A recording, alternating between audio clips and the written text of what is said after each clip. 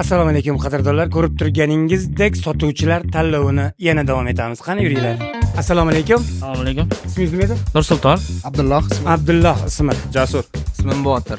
G'ayrat. G'ayrat aka. Marhamat qizlar, kelinglar. Hozir mana shu qizlarimiz qo'lida ikki xil kalbasa turibdi. Biri rozmetr, biri bilmadim qanaqa kalbasa. Tatib ko'rasiz. Qaysi biri yoqqan bo'lsa, raqam bilan aytasiz.